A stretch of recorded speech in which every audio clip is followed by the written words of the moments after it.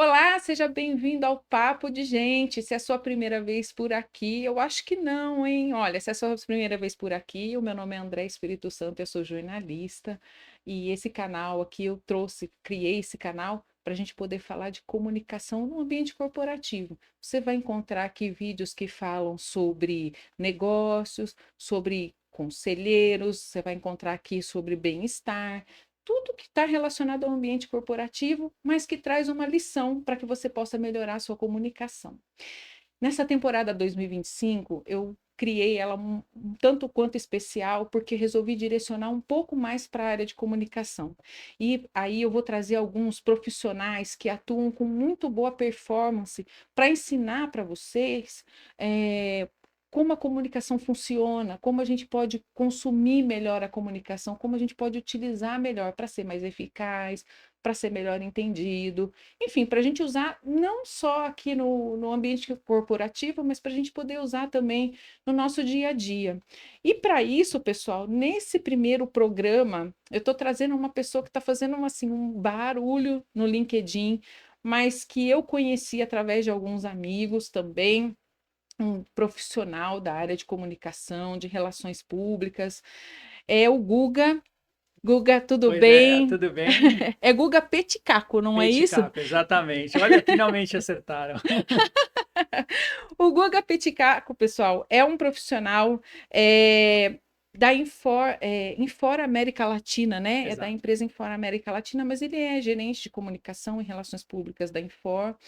E ele tem mais de 15 anos de experiência nessa parte de comunicação, relações públicas, marketing de conteúdo, marca empregadora também. O Guga, ele está fazendo um barulho no LinkedIn que é muito importante, falando para os comunicadores e para as empresas sobre o B2B. Como é que é a comunicação, como é que obter mais resultados, Uhum. né? Vendendo empresa, vendendo para empresa, B2B é isso.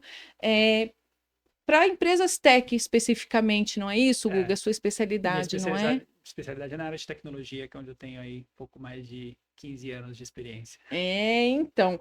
E ele, assim, gente, ele já liderou projetos e times de comunicação, não só no Brasil, mas em outros 10 10 países, países. 10 países da Europa e Américas, Exato. e ele também está entre os 10 profissionais de publicidade RP mais influentes do LinkedIn Brasil, segundo o ranking da Fabicon. Gente, na verdade, vocês têm percebido que desde a temporada passada eu tenho trazido aqui pessoas que têm se destacado no LinkedIn. E não é porque eu sou fã da ferramenta, é porque no nosso mundo atual, o LinkedIn como ferramenta de interatividade, de conteúdos mais voltados para a área de área profissional mesmo, né? Ele tem destacado profissionais que vale a pena a gente ouvir. Profissionais que vale a pena, que tem um conteúdo que antes estava escondido. Escondido onde? Atrás das paredes das empresas. Mas esse pessoal resolveu se posicionar e trazer para nós, compartilhar conosco o conteúdo. O Guga é uma dessas pessoas. Guga, muito obrigada pela sua presença aqui, viu? Obrigado, Débora. Estou super feliz de estar aqui com você. Estou aqui dar um oi para todo mundo que estiver nos assistindo. E, enfim, estou animado para bater esse papo. Ai, que bom, Esse papo Guga. de gente. É, o nome do programa é bem esse, justamente para permitir que, além de profissional, você também mostre esse seu lado humano, sabe? Uhum. Como é que você chegou aqui, como é que você foi se desenvolvendo na carreira. E eu queria que você comentasse com a gente como é que foi que você se desenvolveu aí nessa área de RP, o que que te motivou a seguir nessa área? Essa é uma pergunta interessante, porque eu entrei em RP, não é um caminho tradicional, assim, eu, na verdade, eu queria ser biólogo marinho, esse era meu grande sonho, na verdade, eu queria ficar perto do mar surfando, essa era a ideia, mas eu tive uma conversa com a minha irmã, e a minha irmã virou para mim um belo dia e falou assim, que você não vai fazer alguma coisa que dá dinheiro? Você compra um barco e aí você vai ficar no mar. Ainda estou tentando comprar o barco, mas aí eu acabei indo para o lado de comunicação por uma certa afinidade com o tema e me encontrei no curso de comunicação social, que na minha época era esse o programa, Uhum. e especificamente entrei em comunicação integrada. Então, o interessante dessa minha formação é que eu nunca olhei só para assessoria de imprensa. Eu sempre olhei para a comunicação como uma disciplina mais ampla, que integra uma série de relacionamentos. Então, essa nova definição de ERP como um sinônimo de assessoria, isso foi uma coisa que o próprio mercado construiu, mas que para mim é um erro e deixa muito dinheiro na mesa. A gente, como RP, a gente pode trazer um valor muito maior para o mercado e foi uma coisa que eu trouxe do meu aprendizado. E também ao lado B2B, né? Então, toda a minha carreira eu tive sempre a oportunidade de trabalhar em empresas que vendiam para outras empresas. E aí tem um relacionamento muito diferente, que a gente pode falar mais para frente, mas e também na área de tecnologia. Então, desde 2008, mais ou menos, até hoje, tive muito olhando para o lado de tecnologia. Daí tem todo um perfil de relacionamento, um perfil de velocidade, de novidade, de tá muito atualizado com o que está acontecendo no dia a dia. Mas assim, eu caí meio de paraquedas nessa área e acabei sendo levado para o caminho que eu estou hoje, que é o caminho de B2B e relações públicas. É muito interessante isso que você falou, né? Porque de biólogo para a área de RP tem tudo a ver. Tudo a ver, não tem Tudo, nada a eu vejo ver. muita conexão, né?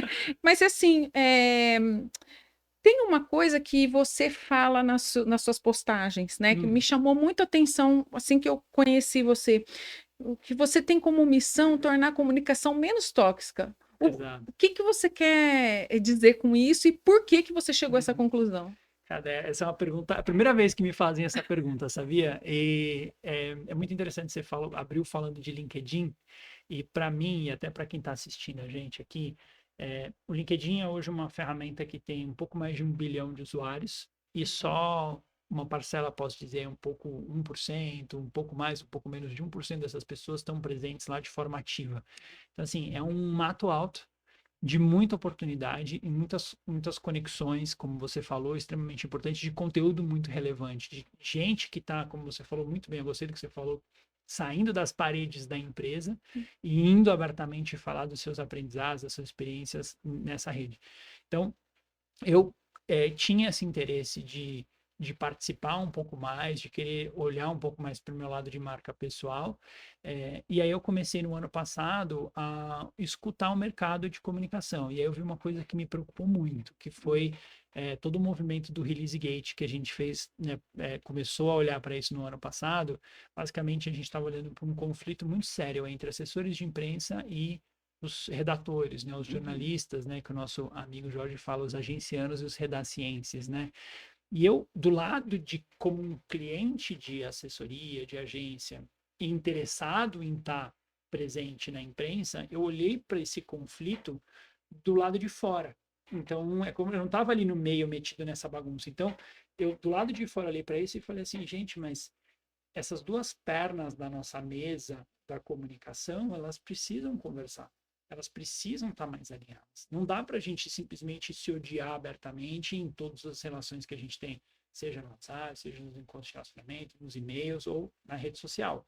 Então, eu comecei a adotar uma postura diferente. Falei assim, olha, o que eu posso fazer para ajudar a resolver esse problema? Porque do ponto de vista profissional meu, como contratante de serviços, não faz sentido ter esse problema é ruim para mim, mas do ponto de vista pessoal, como profissional de RP, eu quero ver a nossa profissão crescendo, se desenvolvendo, chegando a patamares cada vez melhores e maiores. Então eu olhei para isso e falei, gente, eu preciso fazer alguma coisa, ou eu fico aqui no banco de reserva só assistindo a gente se destruir por dentro, ou eu tomo uma atitude mais proativa. E aí eu comecei a trabalhar os meus conteúdos, eu encontrei a minha missão através do LinkedIn. Então, foi quando eu comecei a ver que o que eu falava de tentar ajudar o mercado a se relacionar melhor, ele tinha um eco. E as pessoas começavam a engajar. E aí eu comecei a encontrar outras vozes, né, no mercado que foram para o mesmo caminho, que me apoiaram e que a gente se juntou e criou um movimento que foi o, release, né, o movimento, né, anti-release gate, que a gente começou a tentar educar o mercado de outras formas que a gente possa fazer esse negócio dar certo. E aí surgiu a missão de ajudar a comunicação a ser menos tóxica. Eu acho que tem uma coisa muito interessante que eu trago da minha experiência em marketing e o meu interesse em estudar, em ler e aprender, participar de cursos, etc. não sei se você já ouviu falar das marcas culto, nas cult brands, que também só podem ser consideradas as love brands, mas Uhum, as marcas culto, elas têm uma característica muito específica, que é o seguinte, é, normalmente elas têm um inimigo comum, eu chamo de inimigo comum. Ela se propõe a atacar um problema uhum, que muita gente, elas olham para esse problema, é um problema comum a muitas pessoas, uhum. e falam assim: bom, eu topo me unir a essa marca para atacar esse problema. Hum, Então, eu elas se trouxe aliam. esse conhecimento de marca, Uhum. branding, e eu pensei, qual que é o inimigo comum que eu posso atacar? E normalmente esse inimigo ele deve ser meio utópico, né? Então, assim, você nunca vai chegar exatamente lá naquele ponto final, Sim, né, de resolver o problema. Então, eu pensei, putz, hoje para mim, o inimigo comum do nosso setor é essa comunicação tóxica entre as partes.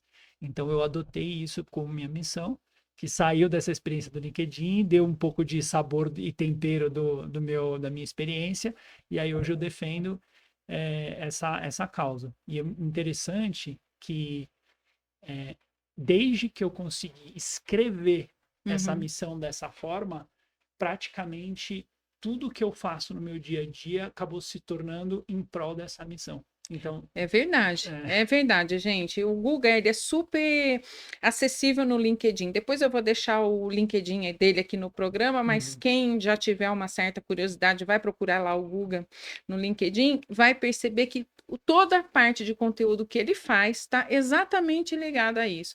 E, Guga, uhum, sabe uma coisa? Você está falando exatamente da nossa área, mas uhum, eu também tinha em mente, e que algumas vezes eu leio o teu conteúdo, eu vejo teus vídeos alguma coisa também com referência às empresas, porque você é uhum. vamos dizer assim, você na prática, você é um contratante. Né? Sou um Apesar de contratante. você ser um Uhum, profissional da área de comunicação, a tua posição hoje é de contratante. Inclusive, por isso também eu te convidei para a gente bater um papo, uhum, porque o ponto de vista de quem contrata a comunicação, exato. que sempre me incomodou. Por quê? Às vezes a gente vai vender comunicação para uma empresa, ele pensa que é só assessoria de imprensa, que é só ficar mandando release. Olha, eu quero release disso, eu quero release daquilo. Não olha de uma maneira mais holística para todas as possibilidades que a comunicação tem. E Uhum, ainda mais hoje que tem inteligência artificial, tem tantos recursos. Então, eu fico sempre pensando assim: quem contrata comunicação deve ter parado no tempo. é verdade. E quem está na agência também parou um pouco no tempo, às vezes. Uhum. Porque às vezes está parado lá na era do release.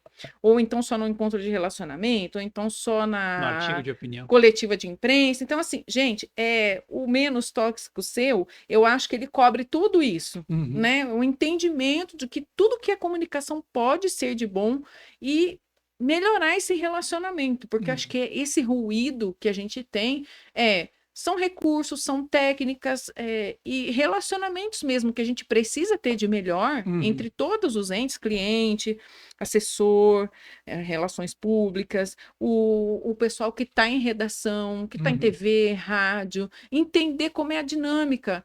Né? Tem uma uhum, leva de profissionais jovens demais chegando nas redações e também nas assessorias de imprensa, nas agências de uhum. comunicação.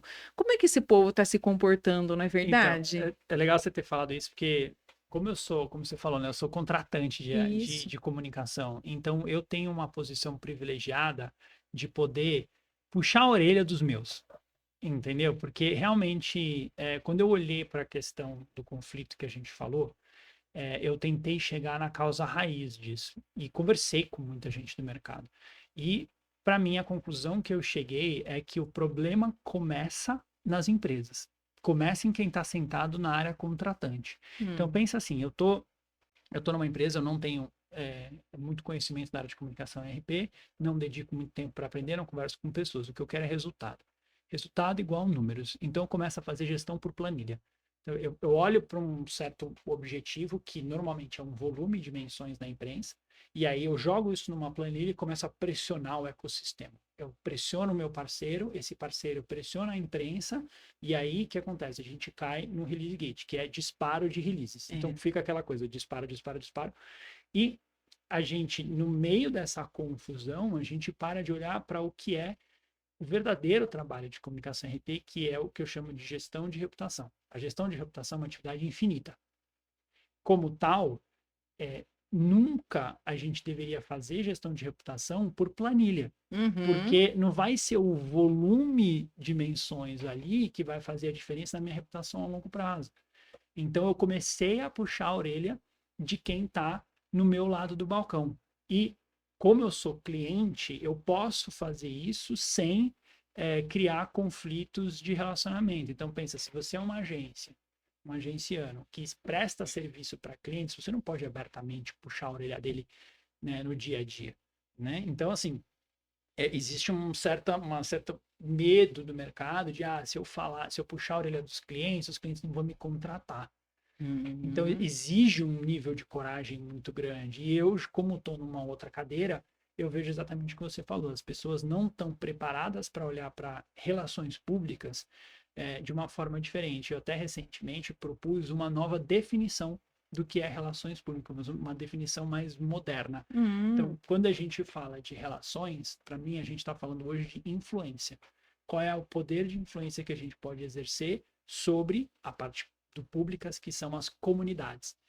As comunidades que são interessantes. Então, para mim, uma modernização do que deve ser relações públicas hoje é gestão da influência sobre as comunidades que me interessam. E aí, quando a gente fala de influência, eu falo de longo prazo. Eu não posso Isso. falar de influência por planilha. Você não mede influência como um numerinho na planilha, É, entendeu? E quando a gente fala de comunidade, para mim, parte do princípio que eu considero o outro.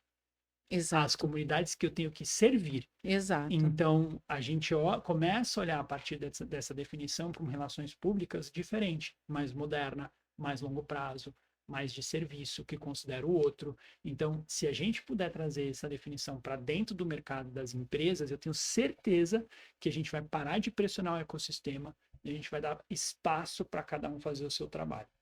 Inclusive, você falando isso, sabe o que me veio na cabeça? A questão do ESG. Olha, é Uhum. alhos com bugalhos. Por quê? Porque quando você fala a questão das comunidades, por exemplo, Uhum. quantas são as empresas que dentro dos seus programas de ESG têm o trato, o cuidado de se relacionar, por exemplo, na área de responsabilidade social, Uhum.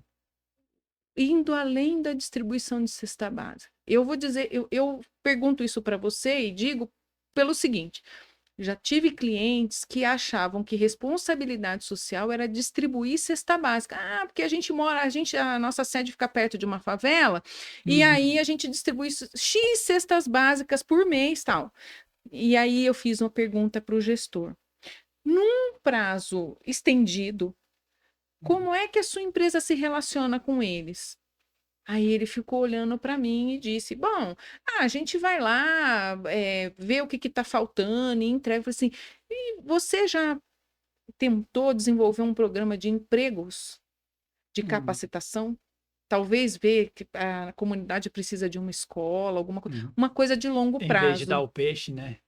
É, Ensina o mas pessoal a trabalhar. Uhum. gente, não é questão de eu ser preconceituosa, não é nada disso, mas é que pense bem, o impacto que você, como empresa, tem, qualquer que seja a comunidade, aqui eu estou exemplificando alguma coisa que esteja no entorno ali de uma sede de empresa. Uhum. Se você impactar no longo prazo, aquilo que se diz que são relações públicas, pelo menos na uma comunidade ou na parcela da sociedade, que a Uhum. sua empresa tem capacidade de impactar num longo prazo e a sua marca ficar relevante para aquela parcela da população, vai Uhum. ser muito maior do que você distribuir cesta básica, Eu acho que né? o que você tá falando é uma coisa que eu vim refletindo, no caminho para cá eu vim refletindo sobre isso, até para o pessoal acompanhar, não sei se eles vão concordar comigo, mas o que eu tenho notado é reputação sem propósito. Isso. Então, é uma intenção de trabalhar a reputação de um ponto de vista vazio. Então, ele normalmente o que acontece é que é esse caso que você está falando, né? Assim, como eu não defini muito bem a razão de existir da minha empresa, né? O porquê essencial, eu tento resolver questões reputacionais numa camada muito superficial. E aí eu faço coisas muito pequenas. E aí você entra no tal do washing, né? Que pode ser É. greenwashing, social washing, etc. E a gente tem uma série de cartas que estão caindo em empresas que... Nos Estados Unidos isso é mais forte, tá? Eu trabalho bastante com os Estados Unidos, trabalhei com a Europa, tenho acesso a projetos de comunicação na Ásia também. E nos Estados Unidos, assim, se você não conectar a sua atividade de ESG a um propósito central da marca, você não deve fazer, porque isso acaba caindo no mercado, vai ficar a reputação da empresa fica danificada, e aí você tem, especialmente quando a gente fala de empresa de capital aberto, né, você tem problemas de ações, etc. Isso. O que me preocupa hoje na questão de ESG são os movimentos recentes, muito a ver com a nova questão política dos Estados Unidos, né? Uhum. Então, quando você vê, por exemplo, uma Meta, né, o Mark Zuckerberg, que vai a público falar que ele vai acabar com todas as iniciativas de diversidade e inclusão, e agora as oportunidades são iguais, mas que vem isso melhor, que não considera mais a corrida dos privilégios, etc. Isso me preocupa. Me preocupa muito quando você vê uma pessoa do nível do Mark Zuckerberg ir na mídia e falar eu acho que a gente precisa de mais energia masculina, É. que é uma grande baboseira, né? Assim, É. realmente é ofensivo, até porque muitos estudos mostram que empresas lideradas por mulheres chegam a ter uma performance financeira 23% maior do que empresas lideradas por homens. Então, assim, quando você começa a ver entrando num lado mais pessoal meu aqui, né, que eu Uhum. estudo sobre masculinidade tóxica, né, li bastante livros sobre isso, depois posso dar recomendação pro pessoal, deixar um link Por favor. de alguns livros legais, você vê homens de fragilidade masculina, né, masculinidade frágil, ascender a um poder, começando a tomar decisões do tipo, não mexa no meu queijo.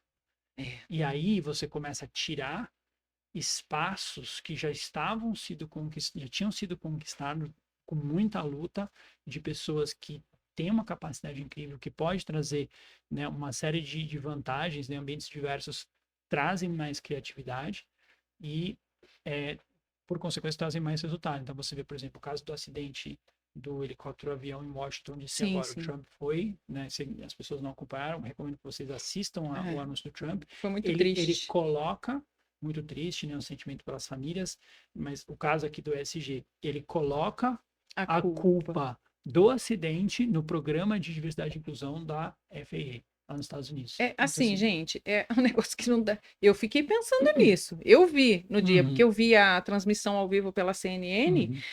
e eu fiquei pensando assim, então só tinha homem lá, né? No manche dos É, helicópteros. E aí? exato, O que que tem a ver uma coisa com a outra? Né? Assim, exato. você fica pensando, quer dizer então que por ter diversidade e inclusão você se capacita menos? Você tem a sua capacidade de raciocínio nublada Uhum. por conta do gênero? Então você olha, É você absurdo, começa, né? exato, aí você começa a ver um discurso que ele por um lado, tem iniciativas de reputação rasas, sem Isso. conectadas com propósito, e por outro você vê pessoas ascendendo ao poder, controlando uma opinião pública que vai levar as empresas a olhar, revisitarem os seus programas de ESG. A gente viu o McDonald's fazer isso, a gente viu algumas marcas olharem para Estão desmontando, estão né, os desmontando os programas. programas. Então eu vejo isso como um ponto de atenção bastante sério. Eu ainda não vi nenhuma coisa no Brasil, mas eu aposto com você que tem algumas empresas que estão doidinhas para desmobilizar também seus programas de DEI. É. E aí a gente, como mercado, como profissionais de RP e comunicação, extremamente bem representado pelas mulheres, né? A gente é um mercado que ele é de maioria feminina. Eu acho que a gente tem a gente tem a capacidade e o lugar de voz da gente defender uma reputação diferente, uma reputação, trabalhos de reputação que estejam ligados a propósitos muito claros e propósitos muito igualitários, muito diversos, inclusivos, etc. Então, acho que é uma responsabilidade nossa. Não dá para a gente ficar no banco do reserva, que nem eu falei. Temos que ir para cima. Agora, você está falando muito aí de reputação e tal, vou te fazer uma provocação. Tá bom. Quem compra reputação? Quem compra a Eu reputação? vou te fazer essa pergunta pelo seguinte: Boa pergunta. toda vez que eu vou conversar com um gestor de empresa, tudo, eu sempre falo muito de reputação. Aqui já conversei com vocês, já falei da questão de eu trabalhar também, né, como relações públicas e falar muito de reputação. Mas eu já fui provocada assim: eu não compro reputação. O que que você vai vender para mim? Então, assim, eh, as pessoas, os gestores das empresas, já que você está desse lado do Uhum, balcão, uhum. eles desejam ser a melhor empresa, a que emprega os melhores talentos, tal. Mas quando a gente vai vender o trabalho de relações públicas, por que que alguns minimizam tanto a questão da reputação? Por que que eles acham que comunicação e reputação talvez não estejam relacionados? Ou por que que eu posso deixar essa reputação para depois? Uhum. Olha que interessante, né? Você citou que eu tenho sido bastante vocal, né, sobre essas coisas. Eu recentemente criei um curso, né, que eu dou na SPM de comunicação RP para vendas B2B. E nesse curso eu analisei muitos dados de mercado e eu até vou deixar aqui o estudo.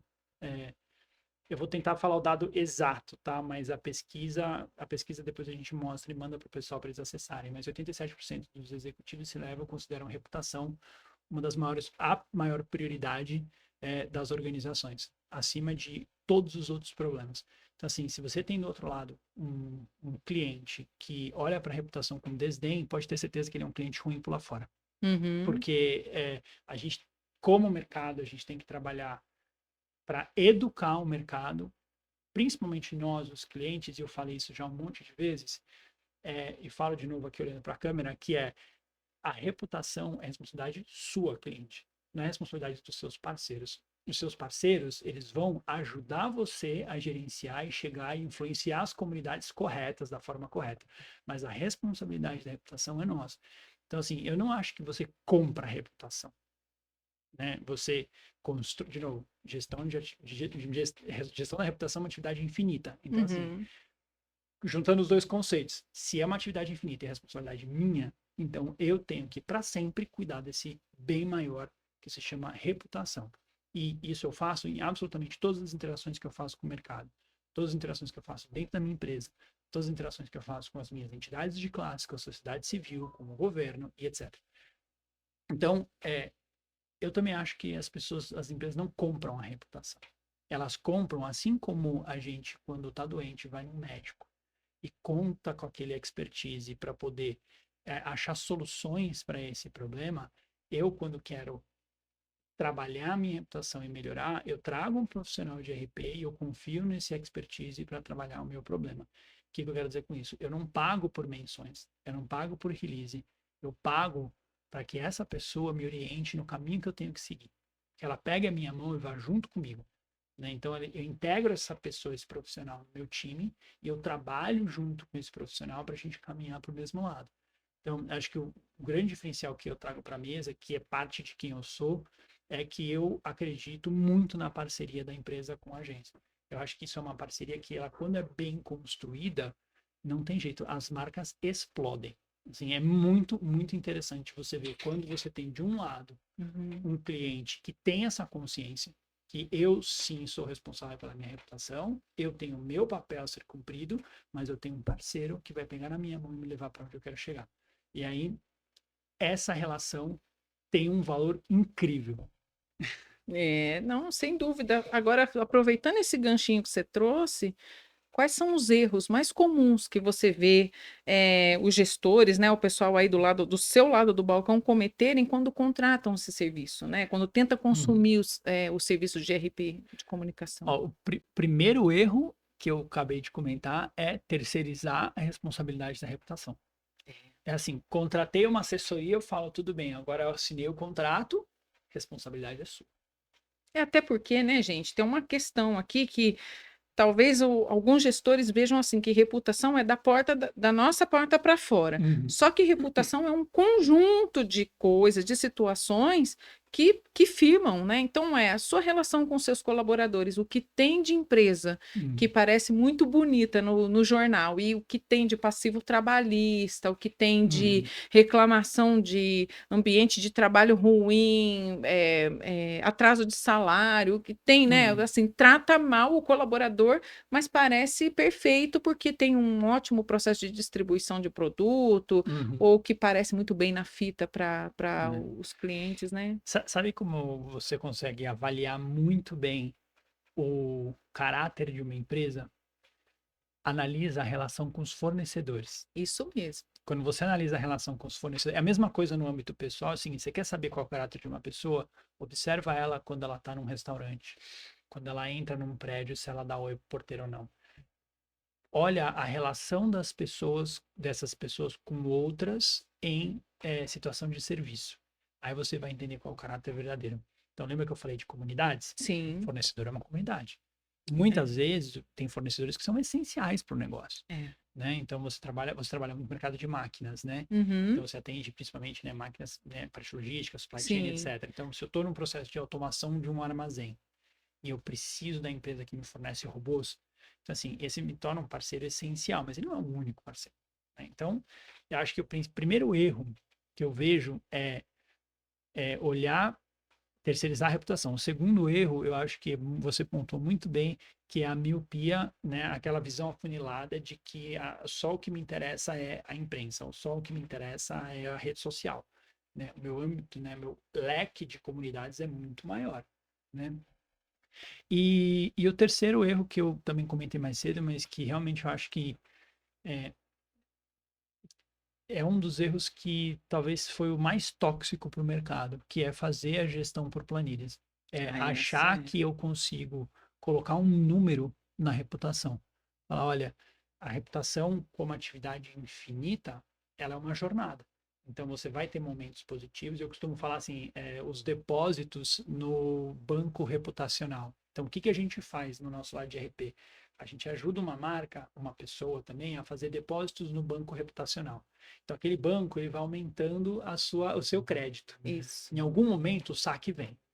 Só que se eu não tiver dinheiro na conta, quando vem o saque, o que acontece? Negativo. Se eu tiver um dinheiro na conta, quando eu tenho o saque, eu ainda fico no positivo. Exato. Então, é uma visão bem simples assim que eu trago até para a turma, né, poder levar para os clientes, levar para as empresas, né, dentro de casa, né, assim no seu dia a dia. Leva essa ideia da conta corrente reputacional. Porque você tem que. O objetivo é a gente cada vez mais crescer o dinheiro reputacional que a gente tem na nossa conta. Sim. Quanto mais a gente crescer, mais rico a gente é. Porque quando vier o saque, e ele vem, sempre vem, eu tenho ali fundo para poder cobrir esse déficit reputacional. Até dando uma complementada, bom, para você que é comunicador, isso é fácil de entender, principalmente quando tem uma crise. Né? Quando a empresa dá uma tropeçada e a gente precisa usar justamente esse dinheiro reputacional que o Guga está falando.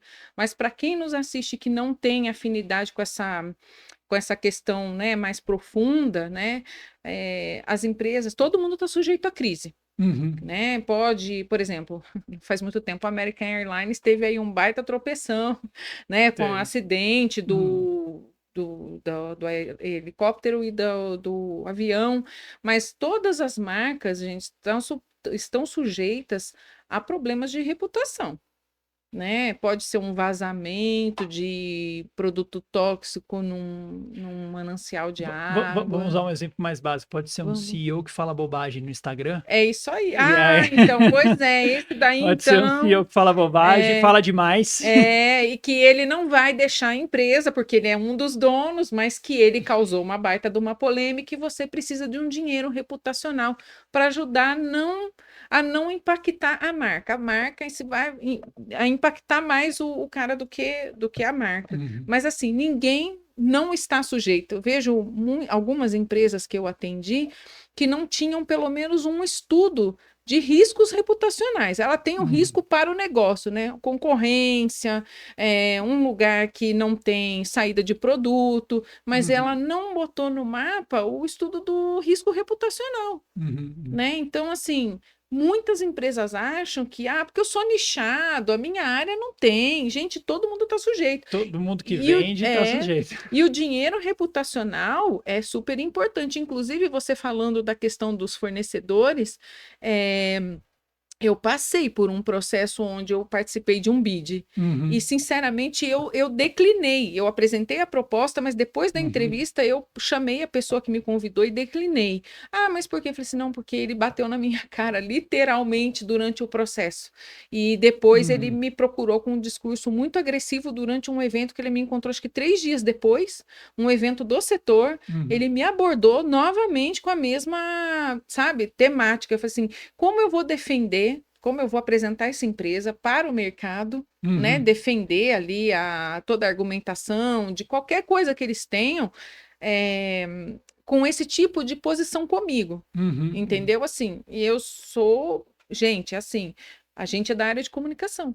A gente que É, vai defender vocês lá no campo, lá na trincheira. A gente que está lá. Então, como é que você vai, né, ter uma uhum. relação ruim com a gente? É interessante você estar falando que tem uma colega minha, uma amiga minha, que ela é dona de uma agência de comunicação em RP, muito bem posicionada, super estruturada, e ela recentemente demitiu um cliente por ser tóxico. Então, é uma pessoa extremamente profissional, super capacitada, com entregas incríveis, tem case de sobra, de grandes marcas multinacionais, de marcas locais. E então você vê que, assim, você conversa com ela, você vê que é uma pessoa de um altíssimo nível, de um altíssimo calibre, de competência. E você tem do outro lado um cliente super tóxico que leva essa pessoa a demitir o cliente. Então, eu acho que tem que ser, a resposta às vezes tem que ser essa mesmo. Eu acho que clientes que atuam dessa forma tóxica, assim, a responsabilidade é sua, não me enche o saco, resolve o problema para mim, te mensuro só por impacto na imprensa, etc. Para mim, esse cliente tem que ser demitido. É que, na verdade, quem atua dessa maneira, ele nem sabe como mensurar. É. Um dos problemas que eu identifico em alguns projetos que eu atuo é o seguinte: o cliente ele não entende da nossa área. Isso é um ponto. Aí você vai lá e explica para ele. E às vezes Uhum, ele se pega em detalhes que não são. Você está avisando, isso aqui não é relevante para você. uhum, Mesmo assim, ele achou que é. Aconteceu comigo, por exemplo, no caso de valoração de matérias. Eu uhum, tive um cliente que, depois do primeiro relatório que eu entreguei, que tinha a questão da valoração, ele se pegou em que todo mês eu deveria entregar X mil reais de uhum, valoração, porque ele tinha que apresentar na reunião de diretoria e ele tinha que fazer acima de, sei lá, de X mil reais. uhum, E eu falei, mas isso não é relevante.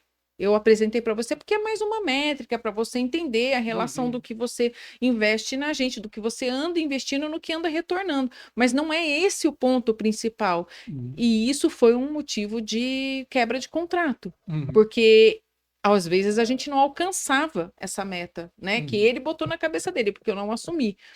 Mas ele pegou isso como uhum. discurso de que eu não fui eficiente. Eu acho que até como recomendação assim para o pessoal que está assistindo a gente, eu já não uso a métrica de valoração porque eu acredito que ela não tem representado, não representa mais depois do mundo É, digital, assim, não representa mais o valor real e acaba caindo numa situação dessa, uma é, situação de gestão de planilha. Que é o que eu tô falando, eu olho o numerinho e falo assim, bom, agora a minha reputação, olha a loucura, hum, a cabeça da pessoa. A minha reputação igual a um valor numérico em dinheiro que eu consegui com RP que eu não conseguiria pagando. Quer dizer, é, não está pensando no cliente, não está pensando nas comunidades, não está pensando nas mensagens, não está é, pensando em nada. É um trabalho bem amador. é. Assim, é uma forma de ver RP bastante amadora. Assim, então, voltando à analogia do médico, né? O que acontece que a gente estava falando de crise. Quando você está falando da sua saúde, vamos pensar na nossa saúde, né? A gente trata a nossa saúde, vamos supor que a gente trata a nossa saúde super mal. Come fritura, não faz exercício, fuma, bebe, etc. De repente a gente tem colesterol, infarto, câncer, etc. Quando chegou lá na frente, quer dizer, você fez saques da sua conta Uhum, reputacional, tá tudo no negativo. Chegou lá, crise, pum, negativo. Aí você vai se preocupar em tomar remédio? Pode ser tarde demais. é, Então, assim, o que a gente deveria fazer? Ter uma vida saudável, né? Então, eu faço exercício, eu como bem, eu me relaciono de uma forma saudável com as pessoas, eu gerencio meu estresse, eu medito, eu tomo sol. Então, essa analogia é o quê? Eu trabalho a minha reputação ao longo da minha existência, eu tenho uma reputação saudável ao longo da minha existência, porque quando chegar a minha crise, eu tenho saúde para cuidar disso. né? Então, e aí eu gosto muito dessa analogia do médico, é muito interessante que ela puxa várias linhas, assim, né, que a gente pode trabalhar com comunicação. Imagina que o médico vira para você e fala assim, Dé, você está com dor de cabeça, então você deveria tomar uma Neosaldina. Aí você fala assim, não, mas eu quero tomar um Luftal. Você fala, Mas tudo a ver, né? mas tudo a ver, tipo assim, não tem nada a ver. É. Que é o caso que você falou. Você falou assim, olha, vai por esse caminho, que esse caminho é legal. Aí a pessoa fala, não, eu quero tomar um Luftal. Você fala, mas não tem sentido o que você está fazendo. Então, você está falando para a pessoa. Teve um caso de uma aluna minha, lá da SPM, que ela contou um caso muito curioso, que era o seguinte: ela foi contratada como agenciana, né, para resolver um problema de comunicação.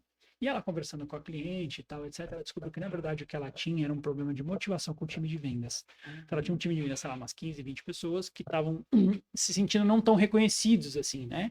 Comunidade. Comunidade, ali no caso, era o time de vendas. E aí era o trabalho de RP. O que ela fez? Ela tinha, por conta do trabalho dela como relações públicas, ela tinha acesso a produtores de eventos e uma dessas pessoas ia produzir um show que essa turma gostava muito. Ela falou, você consegue 20 ingressos para mim?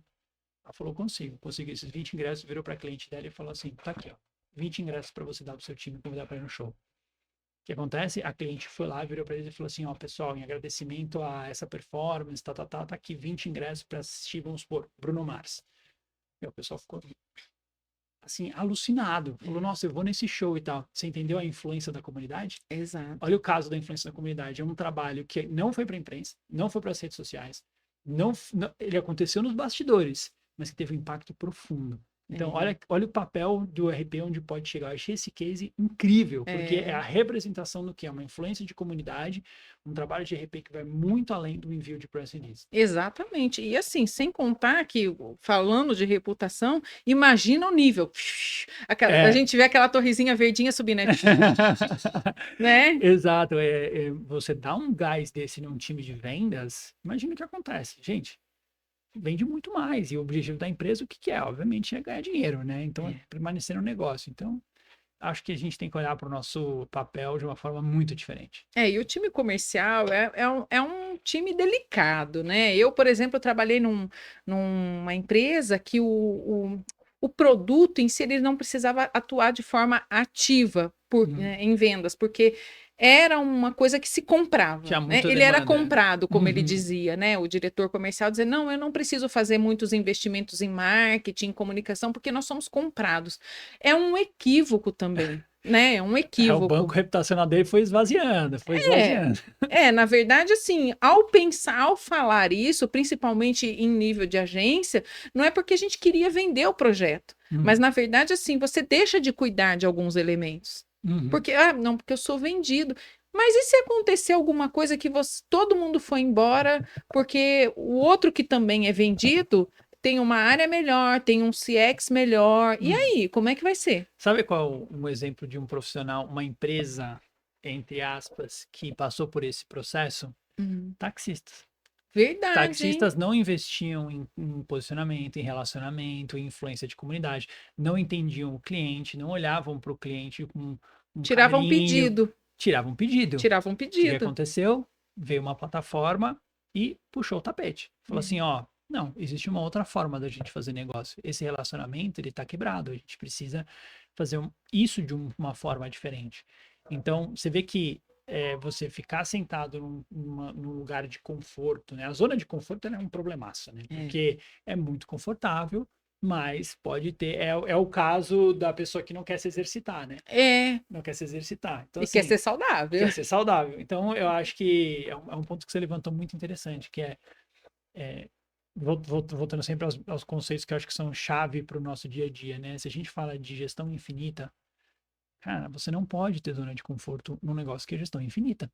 Não existe zona de conforto. É o tempo todo você trabalhando. Ora você vai ter momentos de mais oxigênio, que você vai estar surfando uma onda mais legal, e horas você vai ter mais desafios e você vai sofrer ataques, mas assim, pensa do ponto de vista de negócio. E é muito interessante você falar de vendas, porque eu, como sempre trabalhei no mercado B2B, eu sempre trabalhei muito próximo de vendas. Eu acho que eles são profissionais incríveis, acho que eles são super guerreiros, enfrentam um monte de desafios no dia a dia, batem cabeça pra caramba, A gente tem, por exemplo, o nosso time de vendas na Info é um time que atende o cliente 3 horas da manhã, 4 horas da manhã, etc. Se tem um problema, é um time pronto para resolver. Então, é um trabalho difícil, né? Então, eu acho que quando a gente fala de RP, no B2B, a gente tem que pensar no RP no B2B colado em vendas, colado no negócio. Não pode ficar, eu brinco, não pode ficar voando em Nárnia, né? Não pode, nem sei porque eu falo voando em Nárnia, porque Nárnia é um armário, né? Mas enfim,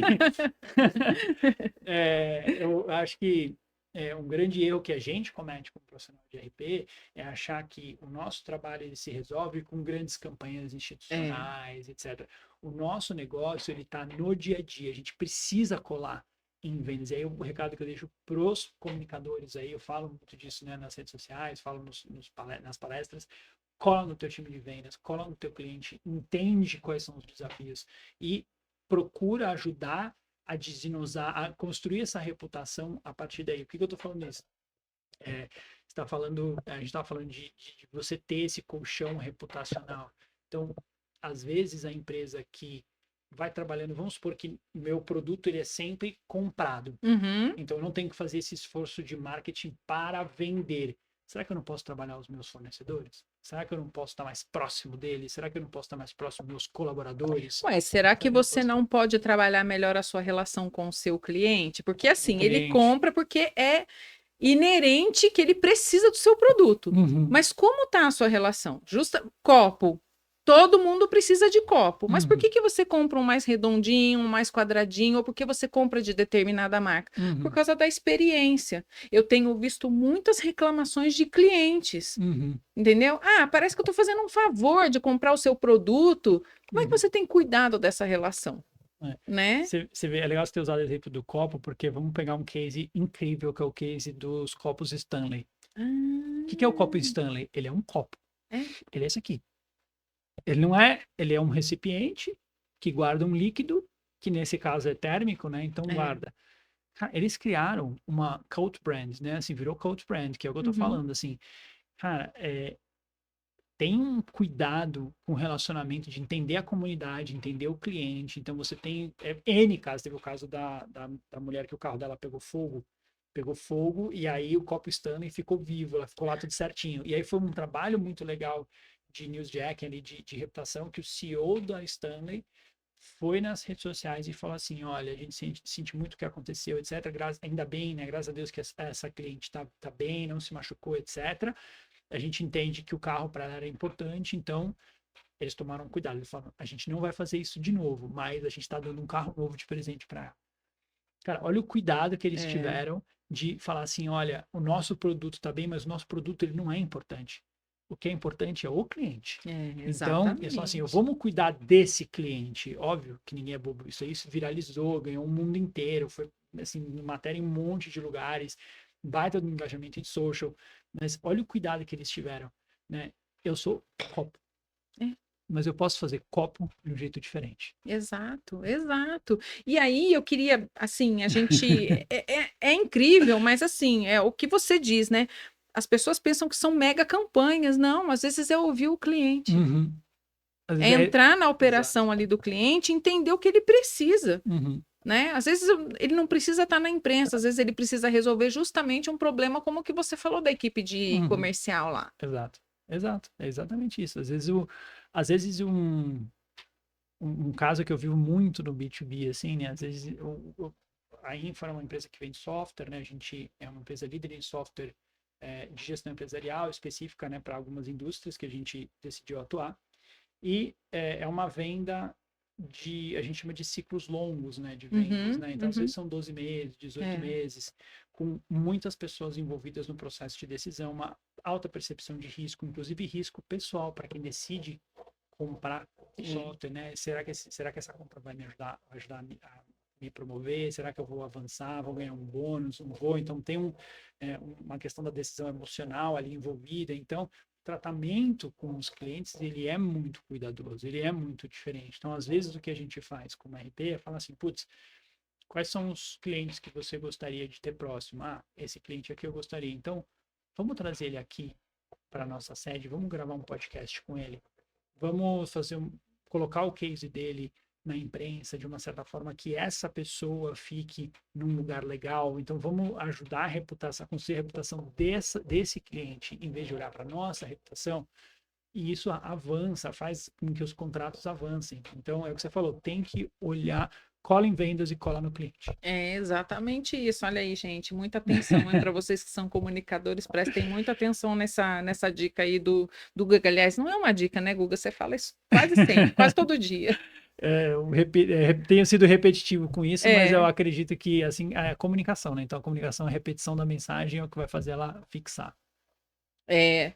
Olha, já que a gente está aqui falando até para os comunicadores, já que você passou por algumas experiências internacionais, inclusive, Uhum. dá uma percepção sua. Nós aqui no Brasil, nós, na nossa classe, né, de comunicadores, a RP, a gente está preparado em ferramenta, em capacitação, em visão mesmo do nosso mercado e da dinâmica do B2B. A gente está preparado para atender Uhum. esse pessoal? A gente tem Tá. criatividade, a gente tem ferramenta.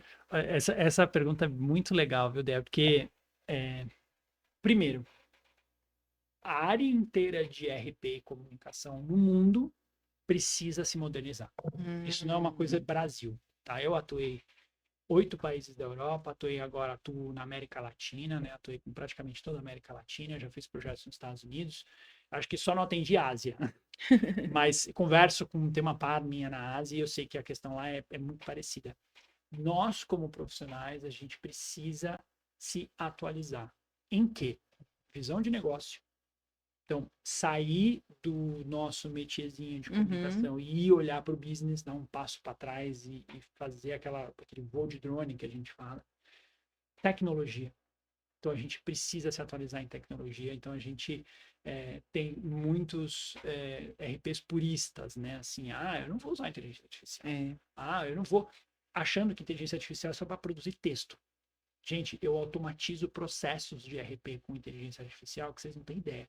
Um dia eu te mostro, um dia eu compartilho o tela e eu te mostro as maluquices que eu invento.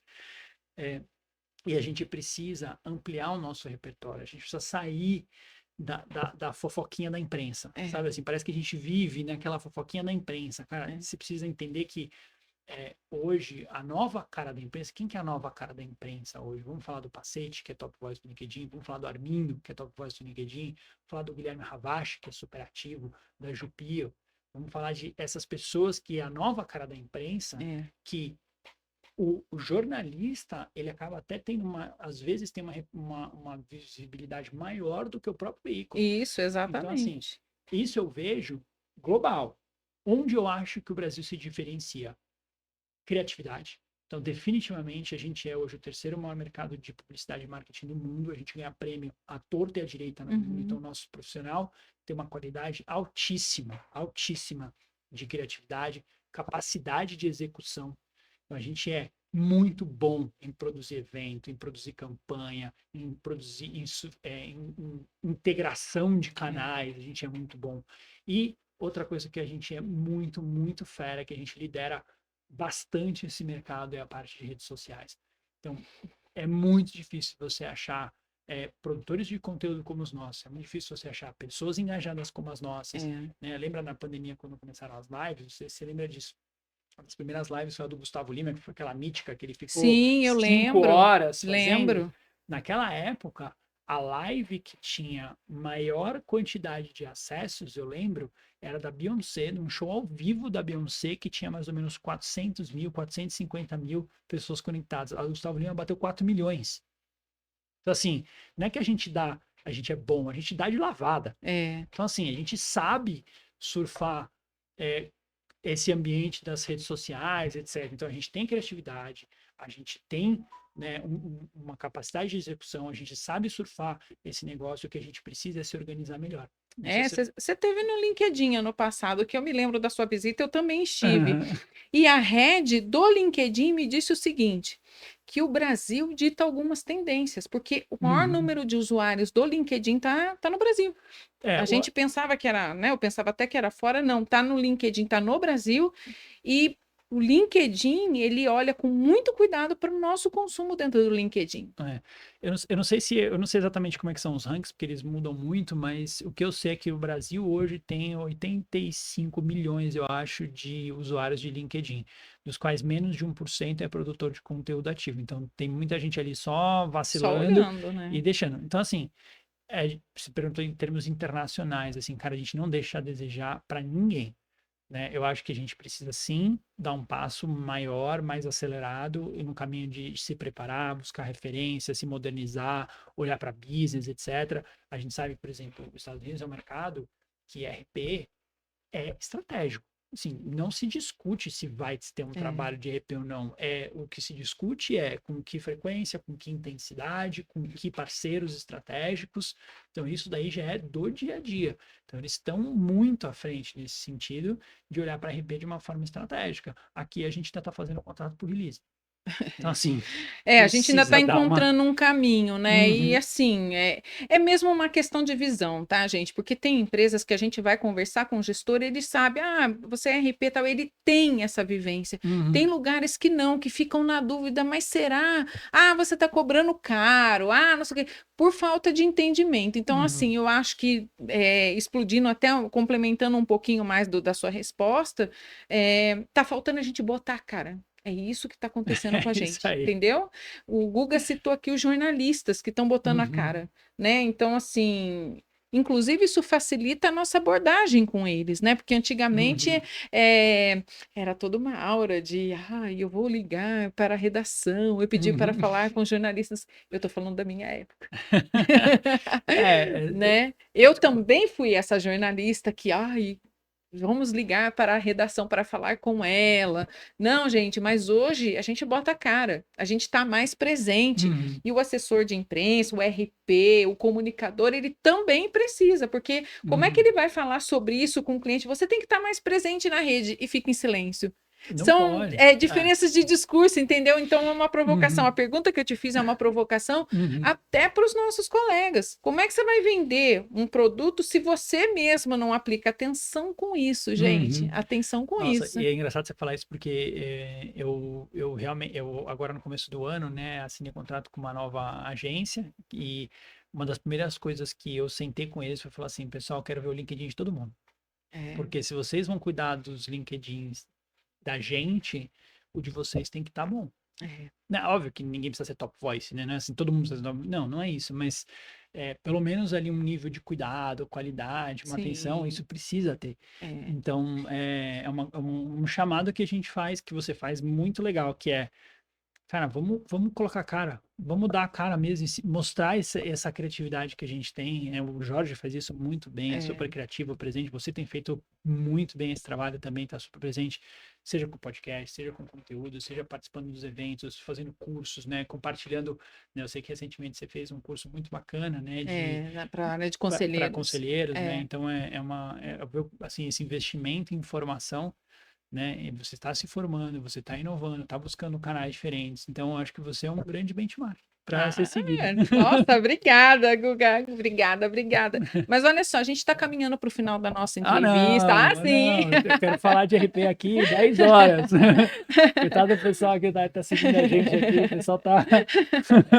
Mas eu não queria deixar um assunto para trás, Uhum. que é justamente o que você citou no início da conversa, que é o tio Mark, né? O tio Mark.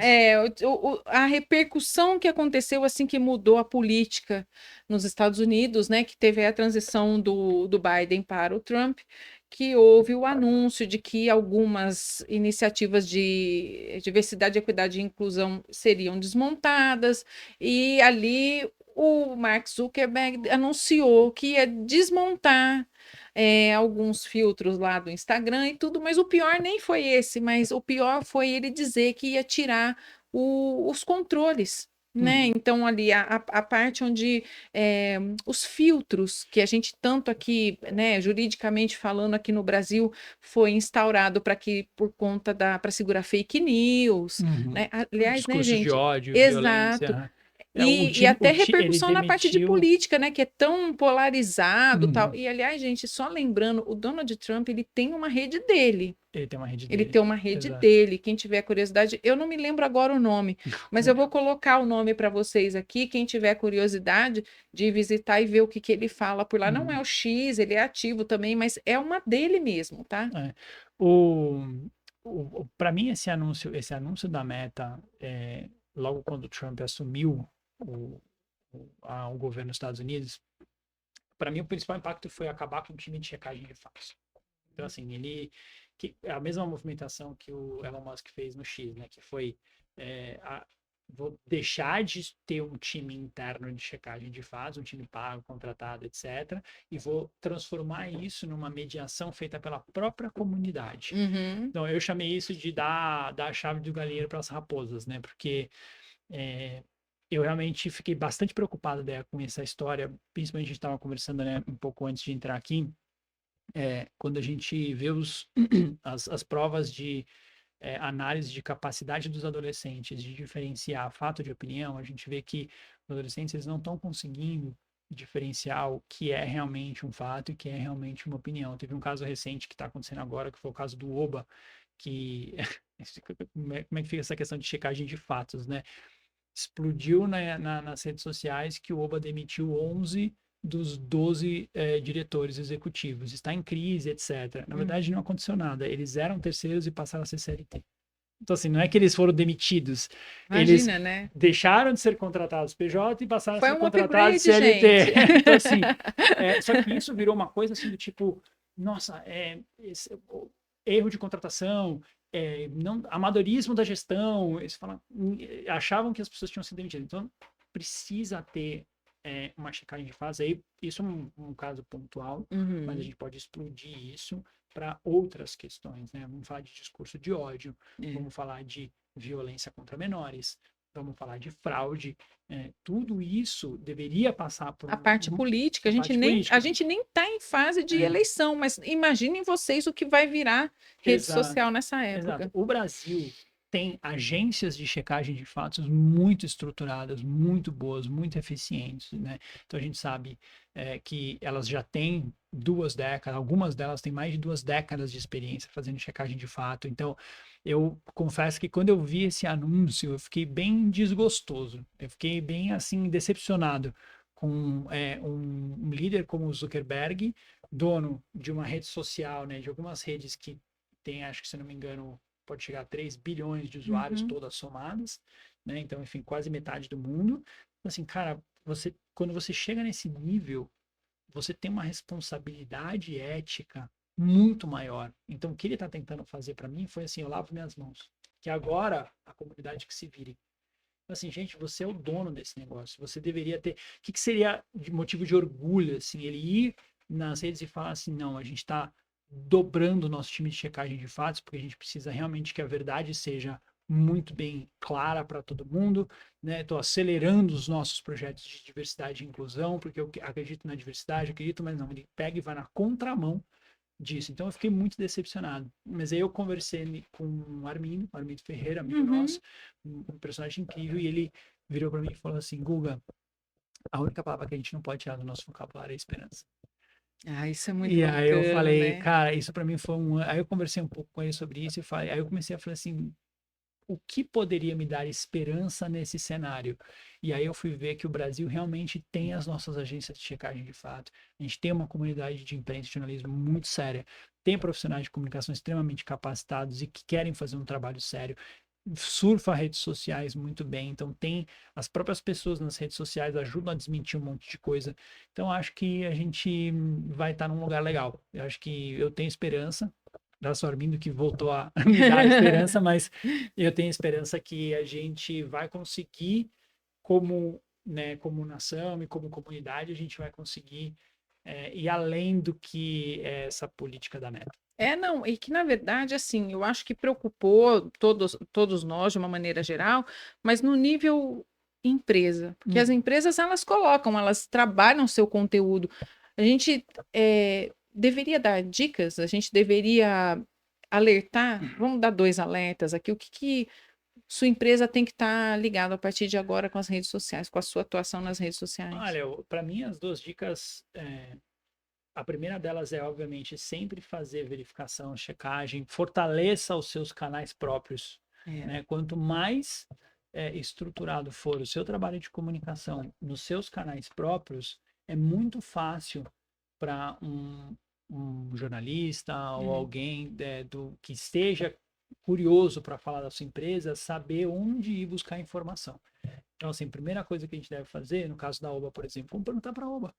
Assim, cara, você demitiu? Por que você demitiu? Estar mais tá mais acessível. Os canais de comunicação própria que o Guga falou é site, é blog, onde eu te procuro, eu te acho. Então é lá. E acho com frequência informações relevantes sobre essa empresa, né? Então, assim, é fácil entrar em contato, até os executivos, né? Cada vez mais as pessoas querem se conectar com pessoas, não mais com marcas frias. Então, o LinkedIn está fazendo isso, né? Tá saindo das quatro paredes, que nem você falou, e os executivos estão indo para a linha de frente e falar abertamente. E isso traz uma série de riscos e preocupações. Sim. Então, assim, se você tiver nos seus executivos como canais de informação oficial da empresa, é muito fácil a gente ir atrás de você para te perguntar. Falar assim, ó, isso aqui aconteceu mesmo? Qual que é teu comunicado oficial sobre isso? E aí, que é o que a gente fala, o caso do Oba foi um pouco o erro deles, que foi não ter esses canais oficiais muito estruturados, não ter esse trabalho de comunicação bem estruturado. Então, não tinha uma pessoa ali pensando em crise, que aí poderia falar assim, olha, assim, isso vai cair na boca do povo, vão falar que demitiu não sei o quê, vamos garantir, vamos a gente emitir o comunicado, a gente se adianta, né? Assume a narrativa, a gente chama isso em gestão de crise de assumir a narrativa, né? O próprio colaborador, gente, assim, quando você acha que não, o próprio colaborador pode ter vazado isso, nossa, estão indo embora. Tem um livro que eu também posso indicar, é de uma pessoa que foi minha mentora, a grande Isabela Pimentel, que é lá da SPM no Rio de Janeiro. Agora ela é doutoranda justamente na área de redes sociais. É uma pessoa que eu já trouxe aqui, mas vou trazer esse ano novamente para falar justamente de redes sociais.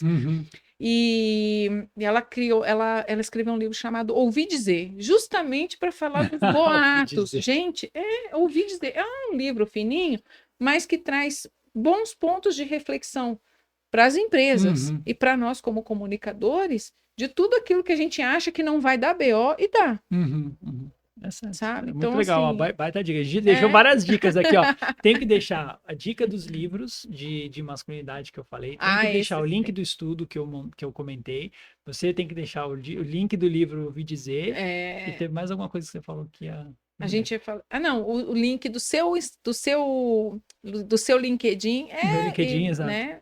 Isso mesmo que a gente vai fazer. E você também vai deixar o link do seu curso, né, Guga? Vamos ter edição de março agora. Vai ser final de março. Eu vou, quando tiver tudo certinho, eu mando e a gente deixa ali o link para o pessoal se inscrever. É isso aí. Olha, Guga, foi um prazer te receber aqui. Nosso papo durou bastante tempo, mas foi muito, muito rico. Você trouxe uma visão que eu sempre tenho muito interesse, claro, em falar do nosso mercado de RP, de comunicação, mas uma das coisas que me interessa muito também é a visão do cliente. Porque sempre que a gente olha para o cliente, a gente também pode melhorar, né? Todo mundo pode ficar melhor. Todo dia, um pouquinho melhor todo dia. E tem uma coisa que hoje em dia se fala muito com a experiência do cliente, escute o cliente, veja o que tem lá de dinâmica para ser feita, para ser mudada, o que você pode colaborar. E o que você falou também de propósito, né? Tem propósitos vazios nas empresas, e com isso elas acabam contratando coisas, serviços, produtos, de uma maneira equivocada e acabam cobrando de maneira equivocada, né? Quer dizer, pressionando o ecossistema, como você falou. E é uma visão muito que eu tenho tentado trazer muito no programa e também lá no meu conteúdo do LinkedIn, mostrando para os gestores que comunicação não é envio de e-mail, não é campanha megalomaníaca, não é eu aparecer mais vezes na imprensa, é fortalecer relações, é observar o que você já tem, potencializar ou então desmobilizar para você trazer uma coisa melhor. Né? Legal. Meu, adorei esse papo, estou super feliz. Obrigado pelo convite, obrigado, né, eu agradecer ao pessoal que veio assistir a gente. Adorei. Podia falar isso aqui, podia ficar aqui com você falando horas e horas. Uma pena que acabou. Não, a gente vai ter que se despedir, mas eu te agradeço muito, foram muitos insights, Obrigado, foi tudo muito bacana. Desejo a você muito sucesso nesse 2025. Você é o obrigado. primeiro convidado da temporada, você não veio aqui à toa. Uhum, Justamente eu queria trazer uma pessoa que poderia trazer essa visão do B2B, uhum, trazer essa visão do cliente, o contratante de comunicação, porque eu acho que a gente precisa ter justamente essa visão, né? Tanto você que nos assiste, que é quem contrata, quanto você que é comunicador que está aí do outro lado. O que que você pode melhorar? O que que você tem que estar atento? 2025 está só começando. Hoje a gente está gravando, é o primeiro dia do segundo mês do ano. uhum. Então a gente tem aí ó, um 2025 para percorrer, para trazer novidades, conhecimento, para a gente se relacionar e fazer crescer o nosso mercado e trazer o melhor para o nosso cliente. É É isso. E isso. desejo muito sucesso nessa temporada aí do Papo de Gente 2025. Vai ser incrível. Tô aí ligado, conectado, acompanhando todos os episódios. Muito obrigada, Obrigado. Guga. Para você que ficou com a gente aqui, obrigada pela sua presença. Desejo para você um 2025 riquíssimo, muito próspero, que você tenha conhecimento, que você conheça novas ferramentas, que você possa entrar muito mais no mundo dos negócios, melhorar na tua carreira. Acompanhe a gente. Olha, se inscreve aqui. Eu acho que eu esqueci, né? O papo estava tão bom que eu Se esqueci. inscrevam, aperta o sininho. Se inscreve aqui no nosso canal, manda sua sugestão também. Olha, eu sou super aberta a trazer outras pessoas. Que Guga, você também, hein? Vai sugerindo, trazer as pautas, Uhum. pessoas. A gente está aqui aberto para discutir sobre comunicação, mas para trazer comunicação como ponto de transformação para a sua vida e para os seus negócios, viu? Seja você comunicador, seja você empresário, gestor, empreendedor, enfim, comunicação é para todos. Uhum. Então, vamos me despedindo por aqui. Se inscreve no canal, dá o seu like. Tem que pedir, né, Tem que gente? pedir. E até o nosso próximo Papo de Gente.